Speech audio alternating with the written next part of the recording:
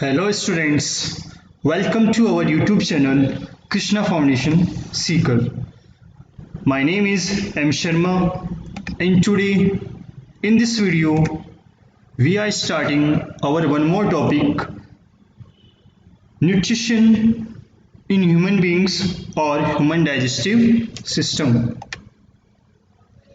आज के इस वीडियो में हम सबसे इम्पोर्टेंट टॉपिक को डिस्कस करने वाले हैं जिसका नाम है न्यूट्रिशन इन ह्यूमन बींग्स और ह्यूमन डाइजेस्टिव सिस्टम। इस वीडियो में हम ह्यूमन डाइजेस्टिव सिस्टम की कंप्लीट पार्ट्स को डिस्कस करेंगे और इस टॉपिक से बोर्ड एग्जाम में 5 मार्क्स से लेकर शॉर्ट क्वेश्चन बहुत अच्छे से बनते हैं। तो आप सभी इस टॉपिक को अच्छे से समझिएगा, जितने कंसेप्ट हैं उनको समझिएगा और डायग्राम को समझने की कोशिश कीजिएगा। तो चलिए शुरू करते हैं आज का हमारा टॉपिक, ह्यूमन डाइजेस्टिव सिस्टम और nutrition in human being. First question arise, what is human digestive system. तो जो हमने फूड को इंजेस्ट किया है उस कॉम्प्लेक्स फूड मटेरियल को सिंपल मॉलिक्यूल में चेंज करना किस लिए, ताकि एब्जॉर्ब होकर बॉडी उसको वापस यूटिलाइज कर सके। इस प्रोसेस को कहते हैं ह्यूमन डाइजेस्टिव सिस्टम। इस प्रोसेस को पूरा करने के लिए ह्यूमन डाइजेस्टिव सिस्टम को 2 पार्ट्स में डिवाइड किया गया है। फर्स्ट एलिमेंट्री कैनाल और सेकंड एसोसिएशन ग्लैंड या digestive glands. First topic alimentary canal. सबसे पहले हम डिस्कस करेंगे एलिमेंट्री कैनाल को।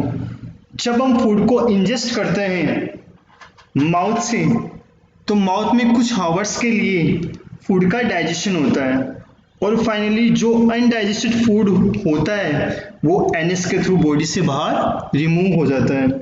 तो माउथ से लेके एनएस तक जो पूरी कैनाल वर्कआउट कर रही है, माउथ से लेके एनएस तक जो पूरी कैनाल वर्कआउट कर रही है,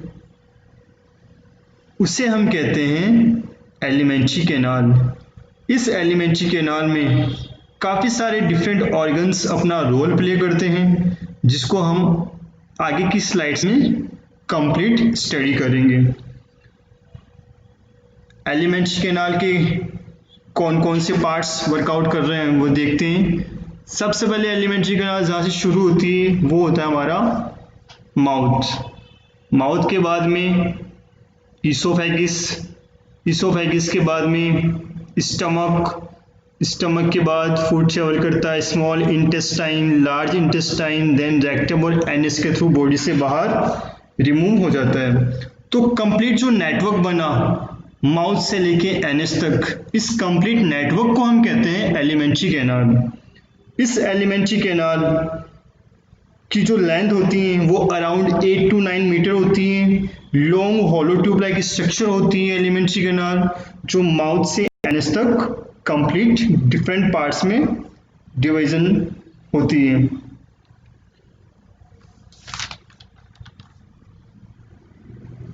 साथ ही एलिमेंट्री कैनाल के साथ जितने भी डाइजेस्टिव ग्लैंड्स वर्कआउट करती हैं उनको हम साथ साथ स्टडी करेंगे जब हम हर एक पार्ट को डिटेल में स्टडी करना शुरू करेंगे। अब हम एलिमेंट्री कैनाल के हर पार्ट को डिस्कस करना शुरू करते हैं और साथ में जो डाइजेस्टिव ग्लैंड अपना हेल्प या रोल जो प्ले करती है उसको समझते जाएंगे। तो शुरू करते हैं हमारा first part of alimentary canal. First part को शुरू करने से पहले एक बार हम लोग चेक करते हैं short overview of human digestive system. Human digestive system में जितने ऑर्गन्स हैं वो किस तरह से काम करते हैं, एक बार उसका शॉर्ट ओवरव्यू चेक करते हैं। Short overview of human digestive system. Human digestive system के सबसे पहले पार्ट माउथ में क्या होता है, इंजेस्टेशन ऑफ फूड के बाद उसका मैकेनिकल प्रोसेस के थ्रू डाइजेशन शुरू हो जाता है।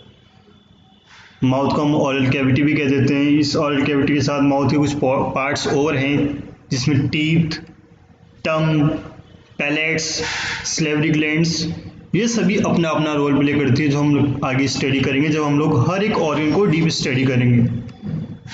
तो माउथ में क्या हुआ, इंजेक्शन ऑफ फूड के बाद उस पर मैकेनिकल प्रोसेस को उसको लुब्रिकेंट करवाया गया, टीथ के थ्रू उसको कटिंग डाउन ग्राइंडिंग किया गया, टंग से हमने टेस्ट बड्स के थ्रू टेस्ट को सेंस किया और सरफेस एरिया प्रोवाइड करवाया किसको, फूड को, ताकि वो लुब्रिकेंट होके आगे पास हो सके।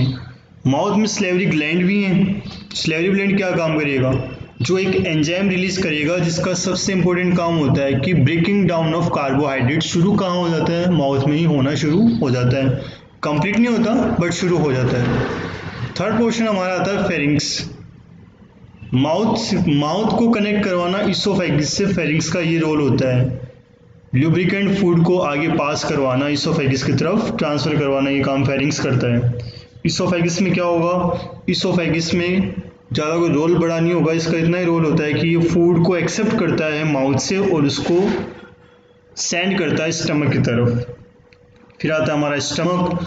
स्टमक में होता है chemical breaking down of food material का, कुछ एसिड्स और एंजाइम्स की हेल्प लेके स्टमक क्या काम करेगा, जो फूड इंजेक्शन होने के बाद स्टमक तक आया था वो उसको क्या करेगा, डिफरेंट उसको स्मॉल पीस में डिवाइड करना शुरू कर देगा। देन लीवर क्या करता है, लीवर सिक्रेशन करता है बाइल जूस का जिसमें सॉल्ट होता है, जो किस काम आता है, जो आता है हमारे लिपिड का डाइजेशन करने में काम आता है।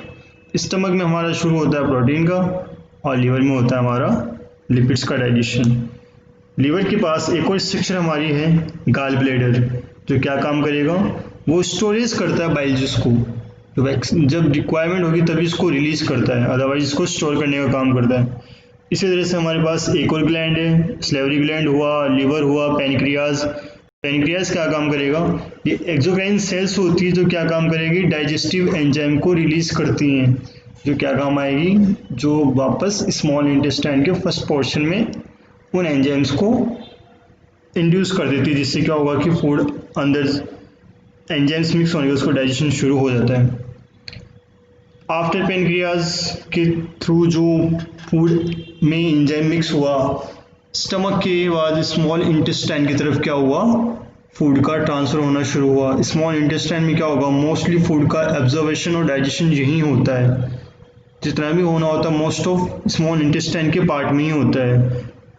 स्मॉल इंटेस्टाइन में फूड का डाइजेशन हो गया, उस फूड को रीएब्जॉर्ब करके एसिमिलेशन प्रोसेस के थ्रू बॉडी के डिफरेंट ऑर्गन तक पहुंचाना शुरू हो जाता है ब्लड के थ्रू, और जो अनडाइजेस्टेड फूड रह गया वो स्मॉल इंटेस्टाइन से लार्ज इंटेस्टाइन की तरफ मूव कर जाता है।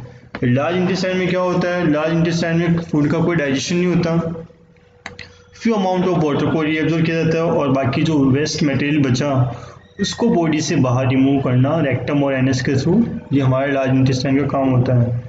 और भी ऑर्गन्स हैं जैसे बर्निफॉर्म अपेंडिक्स, जो लार्ज इंटेस्टाइन के कॉर्नर पे टचिंग पोर्शन पे एक ऑर्गन है, जो क्या होता है वो जनरली ह्यूमन बींग में एक्टिव नहीं होता।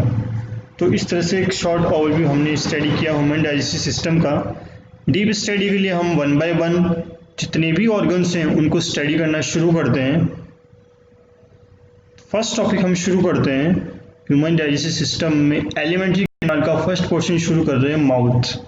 माउथ क्या काम करता है, कैसे काम करता है, क्या क्या इसके पार्ट्स हैं, वो सारे के सारे टॉपिक हम लोग इसमें शुरू करते हैं।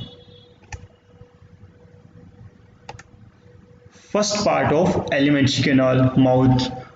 माउथ क्या होता है, it is expanded portion which forms the beginning of alimentary canal. वो एक्सपेंडेड फॉर्म जो हमारे एलिमेंट्री कैनाल का बिगिनिंग शुरू करता है। इस माउथ में तो शुरू करते हैं, माउथ के जो डिफरेंट पार्ट्स हैं वो किस तरह से अपना रोल प्ले करते हैं। सबसे पहले टीथ। ह्यूमन बीइंग की एलिमेंट्री कैनाल का माउथ के अंदर जो अपर पोर्शन होता है वो हमारा माउथ है, जो बाउंडेड लिप्स के थ्रू होता है, और इसमें काफ़ी सारे और डिफरेंट थिंग्स भी हैं, चिक है, गम्स हैं, टीथ है, टंग है, मसल्स हैं। उनमें से हम टीथ को शुरू कर रहे हैं। यहाँ पे टीथ क्या काम करता है, टीथ फूड को जो हमने इंजेस्ट किया है उसको स्मॉल पीसेस में कन्वर्ट करता है, उसको मैस्टिकेट करता है ताकि मैक्सिमम सरफेस एरिया प्रोवाइड करवा सके फूड को, ताकि उसमें एंजाइम्स मैक्सिमम अपना रोल प्ले कर सकें। इस डायग्राम में टू डिफरेंट जा हैं, अपर जा और लोअर जा, जिसके अंदर जितने टाइप के टीथ होते हैं उनके अरेंजमेंट को शो किया गया है। अब ये क्वेश्चन क्रिएट होते हैं, टीथ जहाँ लगे होते हैं, जहाँ एम्बेडेड होते हैं, उसे जा कहते हैं। टू जा हैं, अपर जा और लोअर जा।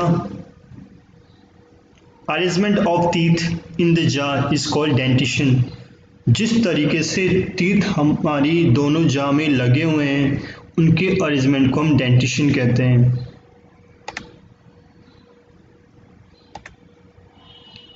अब बात करते हैं टाइप्स ऑफ टीथ की। There are 4 types of teeth.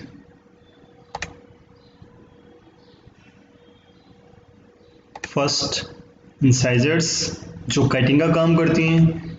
Second, canines जो टीयरिंग का काम करती हैं। थर्ड, प्रीमोलर और फोर्थ, मोलर जो ग्राइंडिंग का, क्रशिंग का काम करती हैं। बोर्ड एग्जाम में काफ़ी टाइम शॉर्ट क्वेश्चन यहाँ से क्रिएट हो जाते हैं। फॉर एग्जांपल, आरबीएससी बोर्ड 2020 का एक क्वेश्चन आया था जो बेस्ड था कैनाइन पे। ह्यूमन बीइंग के माउथ में टोटल कितनी कैनाइन्स प्रेजेंट हैं, तो वो अभी हम जब स्टडी करेंगे डिफरेंट टीथ की, इंसाइजर्स कितने होते हैं, कैनाइन्स कितने होते हैं, मोलर कितने होते हैं, प्रीमोलर कितने होते हैं, इनका अरेंजमेंट कहाँ होता है, तो उसके बाद हम लोग उन सभी क्वेश्चंस के आंसर्स दे पाएंगे।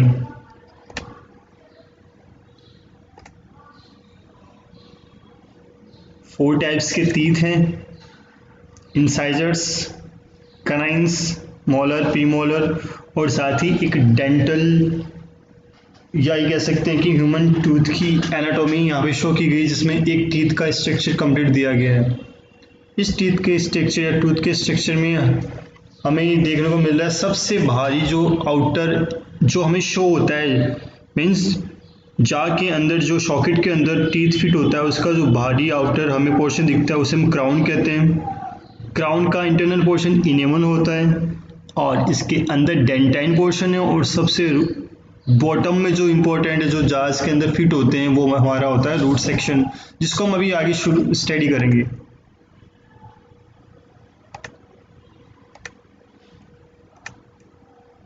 Structure of tooth. Each tooth consists of 3 parts. First, crown. Crown कौन सा होता है? जो आउटर सेक्शन हमें दिखाई दे रहा है वो हमारा क्राउन होता है, जो हार्डेस्ट सब्सटेंस है, और इनेमल हमारा हार्डेस्ट सब्सटेंस है कंप्लीट बॉडी का, जो क्राउन के जस्ट बिलो सिचुएटेड होता है, जो हमें वाइट दिखता है वो सब कुछ यही होता है। सेकंड, हमारा नेक पोर्शन होता है, नैरो पोर्शन होता है ये, और लास्ट हमारा रूट सेक्शन होता है जो कहाँ एम्बेडेड होता है, जो जाज में या फिर गम्स में एम्बेडेड होते हैं यहाँ पे। तो हमारा नेक्स्ट टॉपिक आ रहा है dentition in human beings. First topic, heterodont. Heterodont क्या होता है? ह्यूमन बींग के माउथ में डिफरेंट काइंड के टीथ का अरेंजमेंट होता है, जैसे इंसाइजर्स, कैनाइन्स, प्रीमोलर्स और मोलर्स। डिफरेंट काइंड के टीथ हैं इसलिए इसको हेट्रोडोंट कहते हैं। सेकंड हमारा आता है इसमें डायोफाइडेंट। डायोफाइडेंट का means twice in a life, means human being की लाइफ में टीथ 2 बार आते हैं इसलिए इसको डायोफाइडेंट कहते हैं। 2 बार कौन कौन से आते हैं? फर्स्ट आते हैं प्राइमरी टीथ जो चाइल्डहुड में आते हैं, और बाद में आते हैं जब एक ह्यूमन बीइंग एडल्ट होता है उसमें आते हैं परमानेंट टीथ। और थर्ड, थीकोडेंट। टीथ का वो पोर्शन जो रूट सॉकेट या सॉकेट के अंदर इम्बेडेड है उसको हम थीकोडेंट कहते हैं। जहाँ ये कह सकते हो स्ट्रॉन्गेस्ट पोर्शन जहाँ पे इम्बेडेड हो रहा है उसे हम थीकोडेंट कहते हैं। नेक्स्ट टॉपिक हमारा आ रहा है types of teeth. Generally 2 types के टीथ प्रेजेंट हैं। फर्स्ट, प्राइमरी टीथ और second, secondary teeth. Primary teeth childhood कह सकते हैं, चाइल्डहुड में या फिर 6 to 7 मंथ की एज में आना शुरू होते हैं। इसे टेम्पररी टीथ भी कहते हैं और मिल्क टीथ भी कहते हैं, क्योंकि सेकेंडरी टीथ आने से पहले इनका ब्रेकिंग डाउन हो जाता है। Secondary teeth adult human being की बात करें तो परमानेंट जो टीथ आते हैं वो नंबर ऑफ 32 होते हैं, जिसमें लास्ट 4 जो मोलर्स विजडम टीथ होते हैं वो after the age of 18 years 18 साल के बाद आना शुरू होते हैं। तो प्राइमरी और सेकेंडरी 2 डिफरेंट टीथ कैटेगरी आती है, एक चाइल्डहुड में और एक बाद एडल्ट होने के बाद। फिर हमारा टॉपिक आता है डेंटल फॉर्मूला। चाइल्डहुड में कितने टीथ होते हैं और एक एडल्ट ह्यूमन बीइंग की बॉडी में कितने टीथ प्रेजेंट होते हैं। The dental formula express the arrangement of teeth in each half of the upper जा एंड लोअर जा। दोनों जा को मिला के डेंटल फॉर्मूला बनता है। फर्स्ट आता हमारा the dental formula for the milk teeth, या फिर जो चाइल्डहुड है उसमें कितना होते हैं, उसमें होता है 2102 और टोटल ये हमारा हर जा 2 डिफरेंट पोर्शन में डिवाइड है। टोटल 4 पोर्शन हो गए अपर एंड लोअर जा में, तो टोटल 20 टीथ हुए। मिल्क टीथ के अंदर प्रीमोलर्स एब्सेंट होते हैं। जबकि बात करें परमानेंट टीथ की या फिर सेकेंडरी टीथ की, यहाँ पे फॉर्मूला होता है हमारा 2123। हर जा के हाफ पोर्शन में 2123, इट मीन्स 4 हो गए, 2 अपर साइड 2 लोअर साइड, तो टोटल टीथ हो गए 32। परमानेंट टीथ में प्रीमोलर्स भी प्रेजेंट हैं, जबकि मिल्क टीथ में ये एब्सेंट थे। आफ्टर टीथ सेकंड आता है हमारा माउथ का पार्ट टंग। टंग क्या काम करता है, बेसिकली एक फ्लोर प्रोवाइड करवाता है फूड को, जिसकी वजह से फूड इजी वे में मैस्टिकेट हो सकता है, जिसमें एंजाइम्स को ये मिक्स कर सकता है। 4 डिफरेंट टेस्ट बर्ड्स यहाँ पे होती हैं जो टेस्ट को चेक करने के लिए काम आती हैं। स्वीट होती हैं, सॉल्टी होती हैं, सॉर होती हैं, बीटर होती हैं। फंक्शंस ऑफ टंग, टंग के फंक्शंस क्या क्या हैं वो देखते हैं। It acts as universal toothbrush as it help in teeth cleaning. ये कह सकते हैं कि यूनिवर्सल टूथब्रश कह सकते हैं जिसके थ्रू हम लोग हमारी टीथ की क्लीनिंग करते हैं। इट हेल्प इन स्पीकिंग करने में टीथ का रोल प्ले होता है। It help the mixing of saliva in food, food के अंदर स्लाइवा को मिक्सिंग करना, स्लाइवा को मिक्स करवाना, वो भी टंग के थ्रू हो सकता है। It help in taste, food का टेस्ट कैसा है उसको ऑब्जर्व करने के लिए, चेक करने के लिए टीथ यूज होती, टंग यूज होता है। It help in deglutitions. तो काफ़ी सारे फंक्शंस हैं टीथ के। सबसे इम्पोर्टेंट फंक्शन सलेवरी ग्लैंड से जो स्लाइवा रिलीज होता है, उस स्लाइवा को फूड में मिक्स करवाना, जिससे क्या होगा, फूड जो होगा वो ल्यूब्रिकेंट होगा, जिससे इजी गोइंग फूड आगे ट्रांसफर हो सकता है फैरिंग्स की तरफ। सलेवरी ग्लैंड्स ह्यूमन बींग्स में 3 pairs of salivary glands present होती हैं। फर्स्ट पैरोटिड, जिनकी लोकेशन होती हैं below and in front of ears and are largest in size. Second submandibular और सबमैक्सिलरी, लोकेशन की होती हैं located at the angles of lower जा।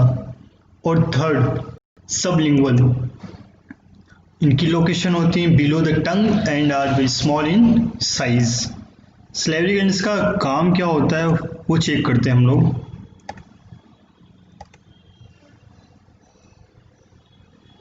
Salivary gland about 1 to 1.5 litre saliva release करती है डेली। ये सलाइवा कंटेन करता है 99% वाटर और बाकी 1% उसमें एंजाइम्स होते हैं, जिसे हम सलेवरी एमाइलेज कहते हैं या फिर उसको टाइलिन कहते हैं।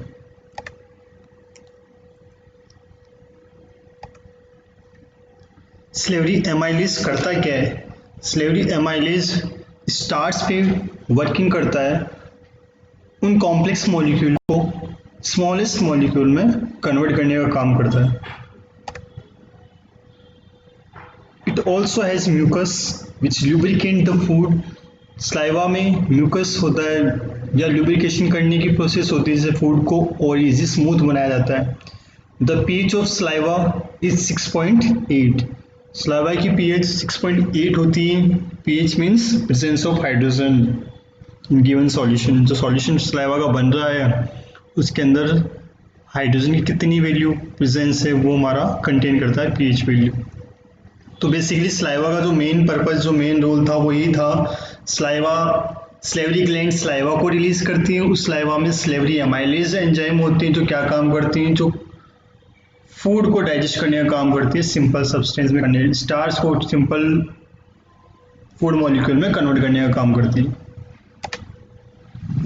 इसके बाद में प्रोसेस ऑफ माउथ में क्या क्या हुआ उन सबको एक साथ अगर रखें तो कैसे देखते हैं। देखिए, फर्स्ट मैस्टिकेशन मीन्स फूड को टीयरिंग करना है, फूड को ग्राइंडिंग करना है, ये सारा काम मैस्टिकेशन प्रोसेस में आएगा जो टीथ के थ्रू होगा।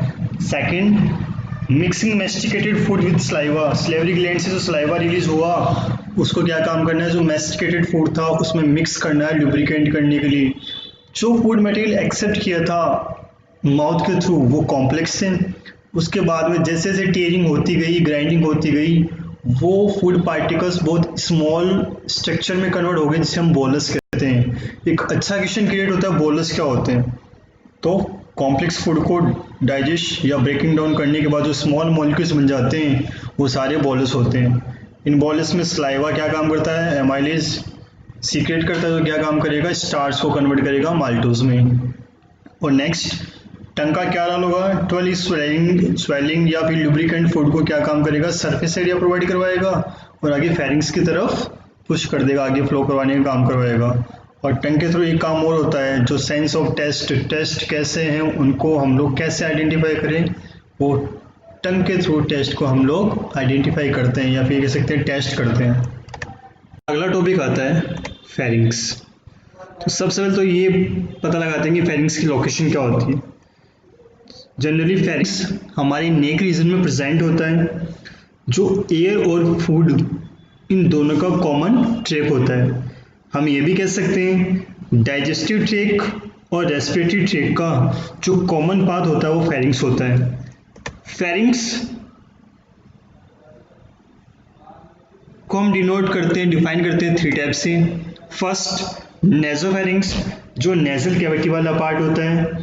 सेकंड, ओरोफेरिंग्स जो ओरल कैविटी की तरफ वाला पार्ट होता है। और थर्ड, लिरिगोफेरिंग्स जो फूड पाइप और ट्रेकिया की तरफ वाला पार्ट होता है। लिरिगोफेरिंग्स में एक स्ट्रक्चर और प्रेजेंट होती है जिसे हम कहते हैं एपिग्लोटिस। एपिग्लोटिस क्या होता है, एक फ्लैप लाइक स्ट्रक्चर होती है जो एक मस्कुलर फ्लैप है जिसका वर्क होता है जब हम फूड को स्वेलिंग करते हैं तब ये उस फूड को सिर्फ फूड पाइप में ही ट्रांसफर करता है, विंड पाइप में ना जाए, इसलिए क्या काम करता है, विंड पाइप को क्लोज करने का काम करता है। तो ये वर्कआउट होता है एपिग्लोटिस का। तो इस वीडियो में हमने कंप्लीट ओवरव्यू देखा डाइजेस्टिव सिस्टम का, और उसके साथ में हमने फर्स्ट पार्ट माउथ के डिफरेंट ऑर्गन्स की स्टडी की, वो कैसे वर्कआउट करते हैं उनकी स्टडी की।